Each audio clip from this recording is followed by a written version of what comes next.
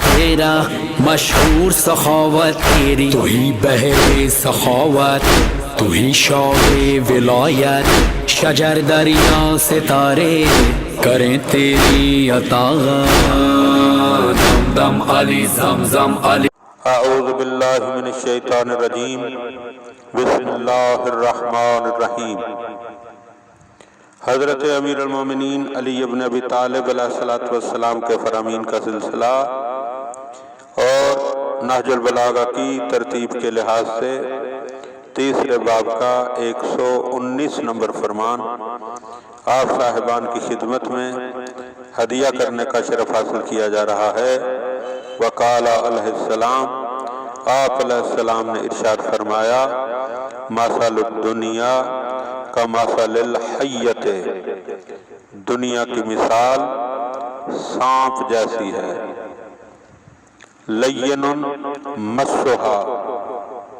جسے چھوئیں تو نرم و نازک محسوس ہوتی ہے، وسم ناکع فی جوفہا، مگر سانپ کے اندر ایک زہر قاتل ہوتا ہے، یہوی الیہ الغر الجاہل، فریب خوردہ جاہل اس کا گرویدہ ہو جاتا ہے، وَيَحْذَرُهَا ذُو اللُّبِّ الْعَاقِلِ، لیکن ہوش مند عاقل اس سے بچ کر رہتا ہے۔ اس فرمان میں مولا علی علیہ السلام نے دنیا کی مذمت فرمائی ہے اور بتا رہے ہیں کہ دنیا ظاہری طور پر اپنی چمک دمک اور اپنی محسوسات اور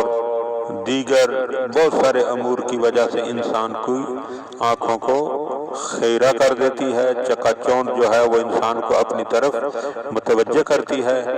مگر انسان اگر اس کی حقیقت کو سمجھ جائے، اور اس کی حقیقت کو ہوش مند اور عقل مند لوگ ہی سمجھ سکتے ہیں کہ دنیا وہ حقیقت میں نہیں ہے جو ہمیں نظر آتی ہے۔